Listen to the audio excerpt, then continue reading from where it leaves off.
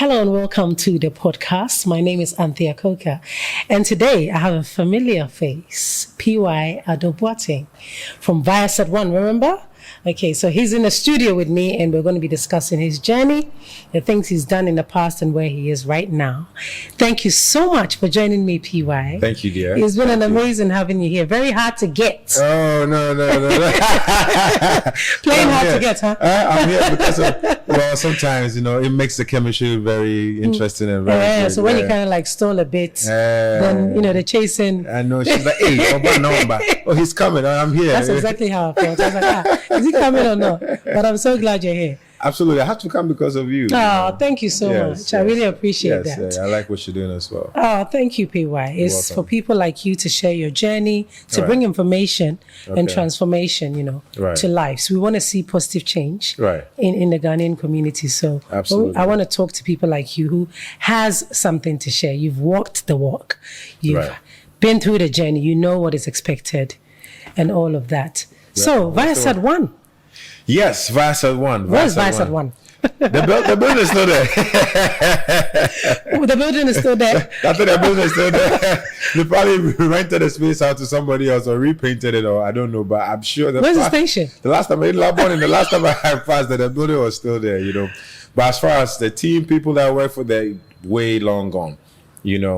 They mismanaged it after a certain point, and then it was changed to Kwesi TV because they bought it. Yes, I remember. So a company from East Africa bought it, and then it became Kwesi TV. Wow! And that as well also couldn't survive. Yes, that's without you because you weren't there. Well, I don't think.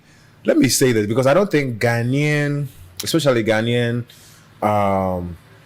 leadership within the network, or I should say TV industry, really understands what it means to keep talent that are driving the station. Okay. Ooh, that's a point.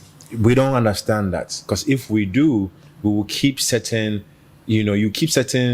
why do you want to change a winning team when you have the best player on your team? Right. Why do you want to sell that best player? Because you can use the best player to win tournaments. Right. And the whole goal of a team is to win tournaments. The more tournaments you win, the more popular you are. And then you are the Real Madrids, and then you are the Man Uniteds, the Man Cities, because you have team. Man City won because they have players. They had the best players. You have 3 or 4 strikers. So why would you want to change a winning team? Why wouldn't you rather want to maintain what you have to grow and expand what the station can be? So what is wrong? What is expected? What went wrong because they didn't maintain the winning team. They didn't maintain us, Jocelyn and myself, when we're doing the one show. Because in what sense? When you say maintain you? Well, maintain is you maintain by assessing contracts. Okay, you don't cut down pay when you are rising. You rather increase the pay. Yeah, exactly. So when management start telling you we want to cut down after 2 seasons, this and that, then you should know there's something wrong. You lose motivation. Exactly, and then you are short-sighted because you are not seeing what is driving the network. Yeah. Because our show was driving the network, hands down, 2 million views a day. Who has done that? I'm not gonna lie. I had great respect for Viasat One. You cannot win a tournament by that. Exactly. And you cannot sustain a winning team if you change any of the players, or even your coach, you lose everything. Of course. So for me, it's about management not being able to have that foresight to know. They might have known, but there were probably other reasons for them to treat things the way they were.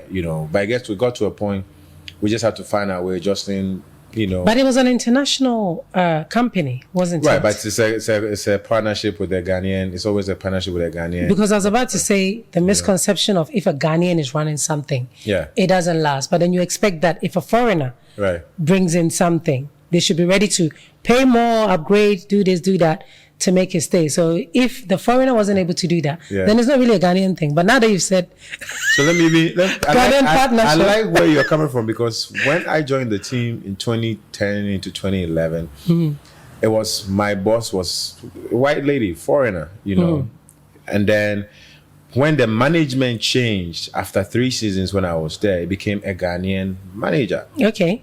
So that is when things started actually going down the drain. Oh dear. so that answers your question. So what they say about, don't let anybody come beat you over what they say about if a Ghanaian takes over something. It's actually right? That's what actually happened, because at the end of the day, all of us were complaining. Everyone was like, right now, mom, that we're in a position that we're supposed to. That's when we are rather not, seeing the good picture. Not that is in terms of production wise, in terms of management where we were, but overall, like I said, there was another mother company. They will still have foreign partners that were still there, still in Ghana. However, it still shouldn't be an opportunity for us to mismanage. The network. Yes, of course. And 5 years is a long time. Yeah. For you to walk away from something. Yeah, because the option was fine. Jocelyn had just announced that she's, quitting TV, on one of our last shows. And then here I am. I'm going to go back and do the one show with who? I'm going to have a new co-host. Yeah. I have to. This is me personally. Not the same. It's not going to be the same. Yeah. Me alone doing the one show is still not going to be the same. Of course. It can go this way or it can go very high. So I had to make a decision. I was like, no, I don't want to do this anymore. In fact, I don't feel like doing anything for TV. And I don't have any other option, because at that point, you said I'm going to go to, by that time, I was married back then. So he said I was going to go to South Africa or go to CNN or go to BBC. But I just wasn't, and I didn't want to just go to another TV station locally, because I didn't know which network was going to match me at that time where I was and what we were doing, because our show was way up there. So where do I go now? Where do you go? Yeah. Which network are you going to go to? Where TV3, GH1, Metro? Where are you going to go to do it? Because Viasat was at the top, wasn't it? You have 2 million viewers a day for 4 days in a week. That means 10 million people are watching the show every week. That's amazing. That is mind blowing. Management couldn't see money. That. They couldn't see that and maintain that. Yeah, maybe they don't understand. Yeah, maybe it's lack of foresight. Yeah. It could be. I don't know. It could be. So walk me through your journey. How did you end up becoming a presenter? So is this something you've always done? Like, where did you come from? Who are you, P.Y.? I like that. Presenting I used to be behind the camera, So I grew up here. I was born here in Ghana. Airport boy, was born at Airport Police, Hospital. Okay. My parents are both Ghanaians. My dad passed away some years ago. Okay. But my mom, being the typical Ashanti, fancy woman she is, grew up in a household where, the culture, music, food was everything to us. Yes. And my mom also has a very big creative background. Okay. From her family, her siblings, some of them used to play in the band outside in Nigeria, the US, UK, Russia. One of my uncles were there. But she went to University of Ghana, drama school. She also started the Arts Council back in the days. So she's always been within that around space. That. Right, exactly. So born here at Airport, grew up here, went to Association International, then I went to Adisco, the best high school in the world. Oh, well, I don't want to recommend here because some may dispute that, but okay. They can try, but it's the best high school in the world, So went to Adisco, was at Adisado College, left there, went to the US, did my uni, traveled a bit within that time, a bit in Canada, a bit in What did you study? In India as well. What's that? What did you study in uni? Oh, uni, I did business. I did business administration, right. Yes. And you didn't use that? I didn't use that, And it's funny, but I also went to a liberal arts college. Like, I got to the US and then I'm like, okay, first of all, I'm in Canada, doing everything to stay in Canada. And then I get a phone call, oh, you got a school in the US, so you have to go to this. I don't even know which state I'm going to, first of all. But then I end up in the US. I'm in Arkansas, out of all the places. Arkansas, where my friends are in New York, LA, Miami. You end up in some weird place. I'm in Arkansas, in down south, in Tennessee, all these places. So I'm like, okay, but my uncle lives here, so that's how come I ended up there. And fast forward, I really love, in the beginning I didn't like it because I'm leaving Toronto, Toronto going all the way to Little Rock, Arkansas. That doesn't make sense. The transition is just too much. It's like I'm in Accra and I want to go to somewhere in BA. Yeah, it doesn't make sense. Exactly, But then I ended up there And to me, you know, that journey really defined who I am today. Because whilst I was in school, whilst I was studying, I used to DJ. So I was DJing, I was organizing events, I was doing shows. I had my own radio show with a community radio station. They loved my show so much. I had 2 shows. You know, so I was doing that. So here I am interviewing renowned artists that I grew up listening to on the radio. You know, on the radio or even on the record. But here I am, I'm interviewing them on my show because I had 2 shows. I had the Zion show, Zion Train Reggae show. Then we had a World Beat show as well. So then I used to organize the African Day Picnic, Ghana Day. You know, we started all those movements back then in the early 2000s. Maybe I should say that. Wow. You know, back in Little Rock, Arkansas. So it was quite an interesting journey for me whilst I was in college. I went to a liberal arts school, HBCU. You know, and Philander Smith is an HBCU, and it's a very small school. But then, you know, in the beginning, I was like, we were high, you know. So I deferred to another state university. Then I came back to Little Rock, to Philander Smith. But then I really didn't understand my journey with the school because it's a liberal arts school. Here I am studying business administration. And then I had all the creative stuff around me. You know, I was playing basketball for the school. I played the first semester for my school. I tried out. My coach used to train NBA players, you know, back in the day. So we used to play summer league with some of these NBA players. Wow. Which was pretty You've done a lot. Interesting. Yes, I've done quite a lot. You've had an impactful youth. Yes. It doesn't sound like there's been any gaps. It looks like you've had different things going on. You're right. But I've taken advantage of every step of the journey. And how did you land on Viasat One? So how did I land on Viasat One? I was producing the first Vodafone Icons. I was a line producer for that event. Right. And I was working with my Nigerian team. So we were at Golden Tulip. Then Golden Tulip. They've changed the name now, I think. Yeah. It's Golden Tulip. So we were at Golden Tulip doing some auditions. And then my sister actually, Sika was there with. Oh, Sika is your sister? Yeah, I mean not blood sister, but like. Oh, right, yeah, okay. I've known her all my life. I almost said I can see a resemblance, but there's me talking. But she is my sister. You know? She is my sister. You know? So we were there. We're talking, and Amake was there, and Amake is like, "Oh, we're about to start there's a new network channel station. There's a new show coming up, this and that. You know, we're looking for a co-host. So what do you think? Are you interested?" I was like, "Oh, you know, me, I don't like these things because I'm always behind the scenes. I like to produce. Behind the scenes. I like to produce. You know, making sure this podcast is going to be on point, making sure everybody's here, get everything together, make sure you're here. That's the kind of thing that I like to do. Oh, you know. So, but when they said, I was like, "Oh, this is interesting." Anyway, I just come and try it and see. So I just went for the audition, and then I walked in the room and I see all the squad. I said, "Hey, killers! All these guys are here for the same job, you know." But then I went through the first audition.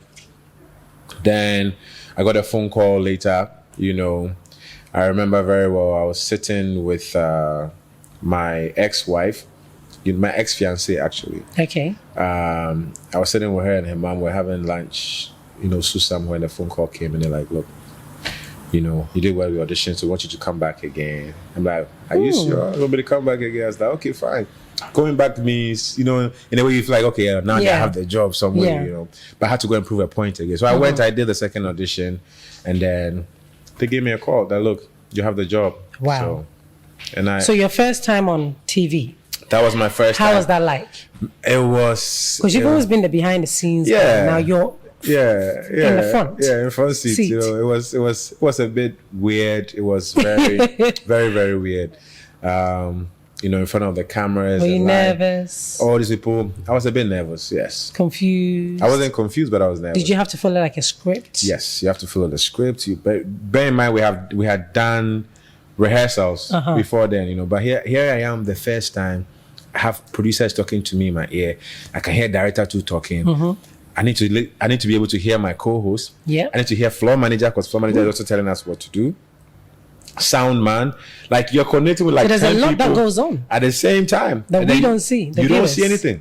But then at the same time, I have to make sure I master myself, keep my composure, No matter, even if they're having a fight in the engine room, you still have to. I still have to keep my composure. Even if I'm having a bad day with my co-host, I still have to so you have to compose yourself and including my viewers out there, because they need to see me smiling and laughing with my bald head. You know. You said it, right? I didn't say anything. You said it. It came from your mouth. Yeah. Oh, okay, that's good. Yeah. It sounds like you have enjoyed your journey, and it sounds like even though it got cut off at some point, right. you've come with so much.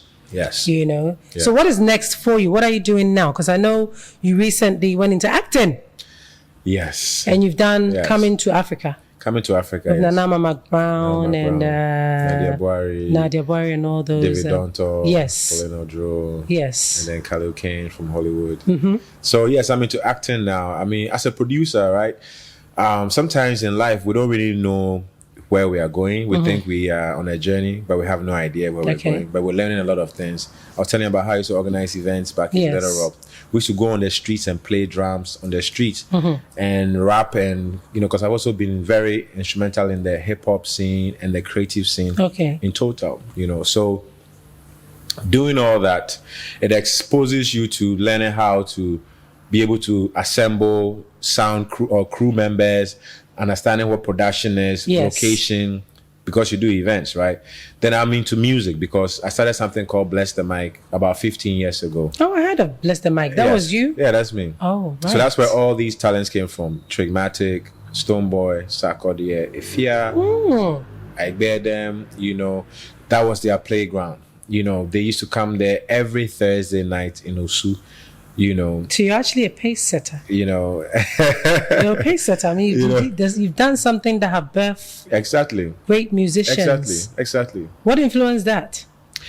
It's your DJing background. My lifestyle, back then, before I even left here, I was always in the event space. We used to throw parties when we were young, high school days, but when our parents travel, we throw big parties in their homes and clean up before they come back. We didn't know we're preparing ourselves to be event producers, So, besides going to school,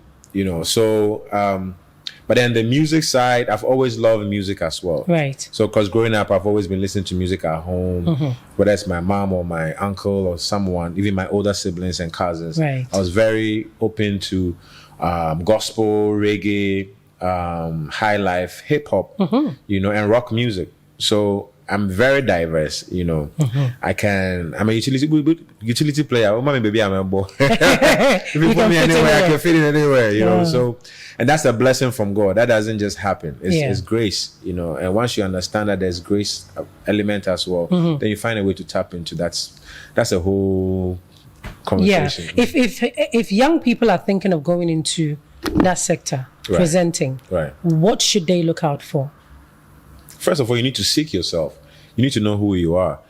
I know it's very difficult because in life we're all finding ourselves. Some don't find it till they're in their 50 plus 60. But you need to seek yourself. So how do you seek yourself? Being able to analyze who you are, do your research, do some background checkups. Definitely. On yourself. Even if you've come very far, still do some more research on yourself. Learn new things.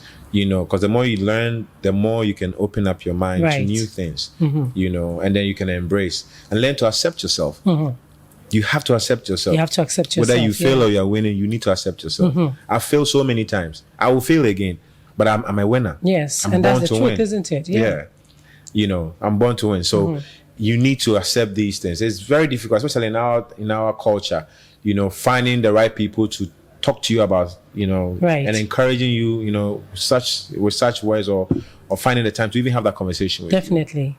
So that's what I'll tell them. I'll tell them that first of all, they need to first seek themselves and then, work on yourself, learn, do the research. Once you can identify who you are, you find it very easy to align yourself. To fit into a particular place. Absolutely. That suits you. Absolutely. I think. Even if it doesn't suit you, you find yourself within that space, you'll find a way you'll be able to function. You'll be able to function. You'll be able to, of course. Because you've worked on you. So you now understand where you're supposed to be and what you're supposed to be doing and things like that. Yeah. Exactly. Yeah. There's a question that I've always wanted to ask presenters, because I think there's a confusion. Yeah. Journalism and presenting, are they the same? No, they're not. I'm happy that you're saying some people think it's the same thing. It's not the same thing, because you can be a journalist and not be a presenter. What's the difference? And you can be a presenter and you've never had anything to do with journalism. Okay. So a presenter can be somebody who knows how to speak well, who's articulate, who has a presence and is knowledgeable about whatever they are presenting. That's a good presenter. A journalist is somebody who has actually gone to school to study media work, to learn about the media industry. Right. To you break everything down into details. That's more journalism. Okay. So journalism will go and do the interviews and like newscasters. Newscasters, they go and find they go and find stories. That is real journalism. Presenting, yes, I also have to do my research and then all of that, but the main difference, if you ask me, I'll give you a perfect example.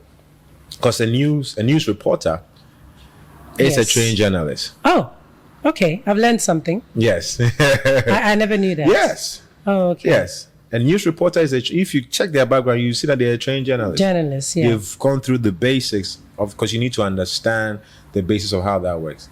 As far as a presenter can look, an actress, an actor, a model can become a presenter. Okay. Nicole Kidman.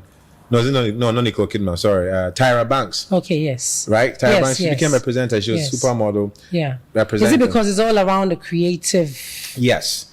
Industry. If it's within the creative space, if you're a creative individual and you have the talent, because it also presenting comes with talent. Yes, of course it does. You have to be able to talk. You have to be able to carry yourself well, hold a conversation. You have to have the flair in you. You've got to have the flair and the passion. Because you can easily tell the difference between someone who's doing it as a job. Yes. and someone who's doing it because they love it. They love it. Yeah. Thank you. That's exactly that's the difference. That's the difference. So I think what you're saying is a natural born presenter is one that does it with ease. It comes with ease. Because they just enjoy what they're doing. Exactly. And it's not the same as journalism. Exactly. So what makes a good journalist? But a presenter can become a journalist. I guess so, yes. Yeah. If they... Right, they decide to go through that channel. And learn more. And learn the proper structures, yes. Because I know that some people also come into the scene, they just teach them how to read and find information. Right. And then the next thing you know, they say they are journalists. No, they're not. That's not journalism. That's not journalism. What is that? What is that then? That's perfect. That's interesting. You have to. You have to call a spade a spade. I mean, you cannot cut corners, And true journalism comes. So when I was presenting, because I didn't go to school to become a journalist. Like I said earlier, I told you I went to school to be a business administrator. Yes, of course, yeah. But then I learned other things on the job, because production, if you understand basics of production, it also helps you to be able to deliver as a presenter. Because then you can coordinate with your sound guys, you can coordinate with your camera guys, you can coordinate. So that it's not like everything is so new in your face and within your space. Yes. So what makes a good journalist? What makes them stand out? To be consistency and doing proper research. If you can do good research, you'll be able to fish out good information and ask the right questions. And accurate information as well. Exactly. Yeah, because sometimes I feel like I've heard people talk about an event that has happened or something, and you find that they're talking completely away from what actually happened. Exactly. Because they're given a different... Exactly. But then nowadays, you see people on social media who, I don't know what they're called, they kind of pick up stories that are happening out there already. Yeah. Then they come and break it down in their own way to bring information. I think it's quite clever, but I don't know what that is. They call themselves bloggers. Is that what? Oh, okay. Some of them are influencers turned bloggers, or whether they are influencing as bloggers, or I'm not too sure. Okay. Because I can tell that this person has just taken negative information. And because it's news and everybody is talking about it and it's negative, because of course, because it's negative, it's easier for people to talk about it. Then overnight they become journalists or whatever you want to call them. I'm like, so who is this person? Where did they come from? Like, who have you been working with? Did you study under who? Who did you work with? Like, yes. Even presenters have people they've trained personally. So I'm like, you have to have come from somewhere. Definitely, yeah. Or you had to have worked with a certain network, or even if you don't have and you are new and you're coming, what research have you done that all of a sudden, or you feel like, okay, today I can, that's what I'm saying. Anybody can wake up and be a presenter. Yes. Because they feel like, I have the microphone, I can go and source the news. Yes. And I'm here, so I'm asking questions. Yes. So now I'm presenting. That's and then not asking questions. Exactly. And the next thing you know, they are journalists, they are this, they are that. That is what is really also affecting the industry right now because of a lot of these. Too many. So people are not really sticking to their area of specification. Right. So it sounds to me like basically what you're saying is, if you're a presenter, stay a presenter. And if you're a journalist, stay, even though you can cross over. Right. Find a way to stay within. Right. Because then otherwise there's too many confusions. Yeah, but they have trained journalists who are also presenters, they've actually gone to school to be a journalist who's a presenter. It happens. Like I'm saying, like most of these international news anchors, that's what they do. That's what they've been trained to do. Right. You see what I'm saying? Yes. So, I don't know what these people call themselves, but it's becoming a bit of a problem because anytime you go on Facebook, every day there's somebody new. Something, yeah. Say, oh, I just premiered my film Coming to Africa in Kumasi, a couple of weeks ago. And then there's this guy who came up to me, like, I'm from here, this is so-and-so TV, this is so-and-so online. I'm like, everybody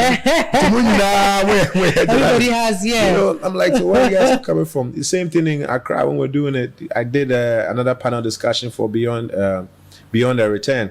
I'm seeing all these films. I'm like, so where are you guys coming from?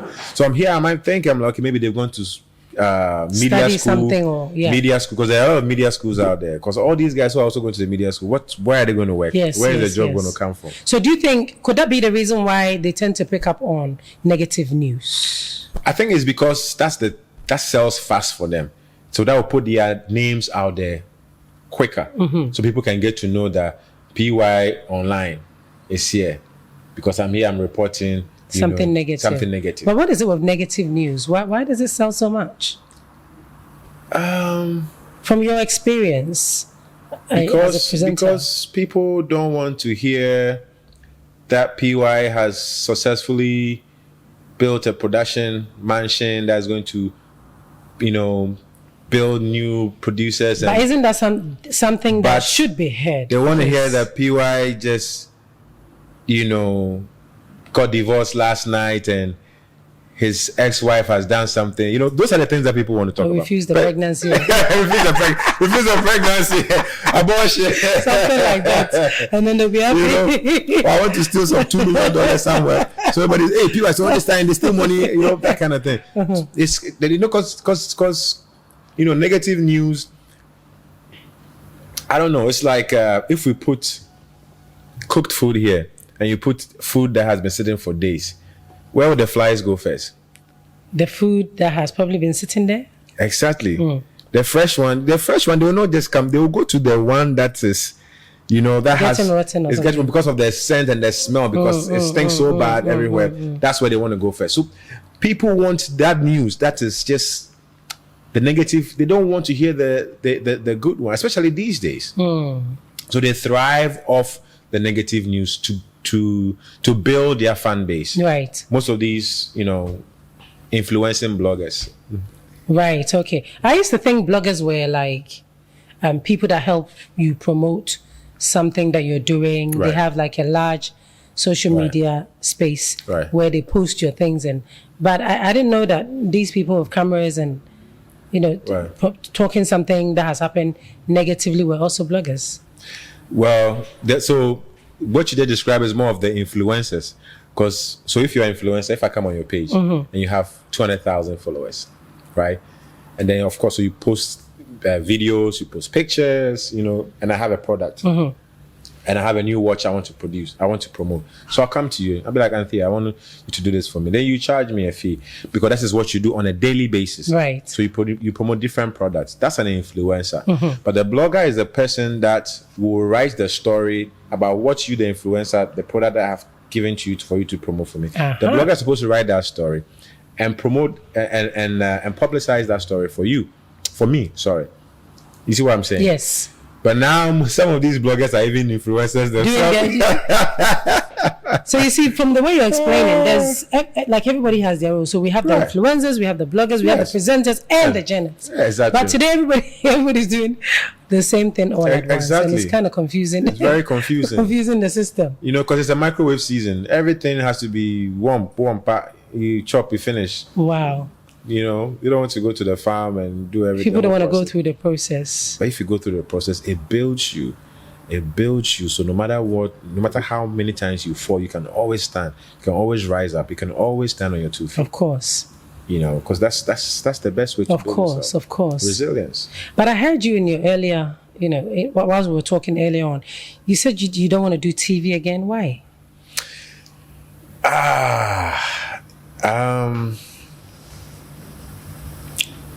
No, I want to do TV again. But every year I said I'm going to do this year. For the past 4 years, I know, past 5 years actually, I've been saying that I will do.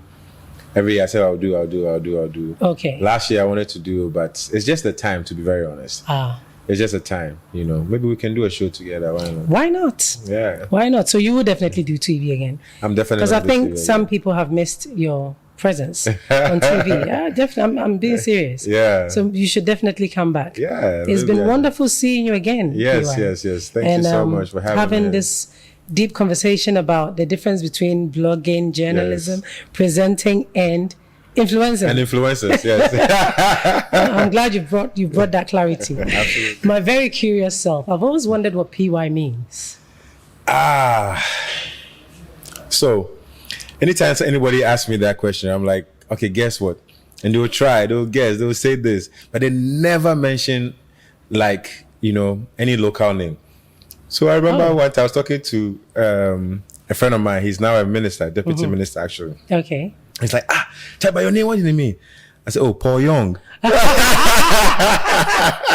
Young. Paul Young. He was there. I was PI. He said, you know, correct. He laughs. Papaya. It means papaya. Oh, papaya. Yes. Oh, so you're Papaya Adobuating. Yes, Papaya Adobuating. What a lovely name. Yes. But PY too is kind of catchy. You know, I don't remember. I've always wondered. I'm like, PY. Why is it called PY? Yeah, so everybody knows. It's now. good for TV. Yeah, very good for TV. So do Papaya Adobuating. It's like, no, PY Adobuating. PY, yeah, it's quite smart. Yeah, even with that, they couldn't get a full name. It was always PY Ado, you know. So what, they were always left the Boating out? Yes. My name is PY Boating. Oh, okay. Most people call me on the street PY Ado, you know. PY Ado. Yeah, still, it was quite catchy. Yeah, still. So PY, what are you doing now? Where are you in life? What are you doing? I'm in a very good place in life right now. I've been through 1 divorce, 2 separations. Oh. I have 1 beautiful daughter who's 9 years old. Looking forward to have more kids. Okay. Perspective. Okay. You know, so but I'm in a place where I'm happy, I'm peaceful. God is really using me to do amazing things, and I'm very happy about that. You know, so I'm producing now. Okay. My latest movie, Coming to Africa, Welcome to Ghana. It's as far as film is concerned, that's what we have now. It's in theaters now. Okay. Pushing it hard. Soon to be on one of your very good streaming platforms. The part 1 is already on Amazon Prime, so maybe we'll see where this one goes. Okay. Yeah, and I know you're also doing something in Dubai, isn't it? Yeah, so in Dubai, I'm doing something called All Africa Festival. Okay. With my team there. What's that about? All Africa Festival is it's a festival where we promote the Africa, what do you call it? Agenda. So we're looking at food, culture, music. So this is our 3rd edition that we're about to do this year. We usually do it at the Bush, in front of the Burj Khalifa in Dubai. Oh, okay. At the Burj Park, which is a huge place right in so front there's of the Burj display Khalifa. of culture. So display of different culture foods. Different food. There's music. Last year, That's interesting. Last year, Sarkodie was there. The previous year, Weyala was there. That's interesting. Rema, very interesting. I mean, this is the only place in the world where you find people coming from all walks of life that love the Africa movement, the whole agenda. You know, the Africa culture is buzzing now everywhere. You know, people love the music, they love the food, and especially the music, the whole Afrobeat movement. Yes, it's huge now, isn't it? It is. Afrobeat. It's everywhere now. It is. I mean, the first one that we did in 2021, we had over 8,000 to 9,000 people. Wow. Because you had artists from Morocco, Egypt, Ghana, Nigeria, Zimbabwe. I mean, it's so beautiful. Wow. So beautiful. So this is the third edition that we are doing. And we encourage, diasporans and Africans all across the globe to be able to part of this, because definitely it's good for your brand, your business, and yourself to be able to get out. Oh wow! You should come. I will. Why not? We'll take you along. Buy me a ticket. Don't worry, it's already taken care of. I'll be there. Trust me. So that's pretty much what we're working on, and I'm also bringing Bless the Mic back. Okay. Because the industry needs it. So I'm talking to stakeholders where it's going to be more of a stake, holders platform, not just the artists coming there to do, but I need to get everybody involved.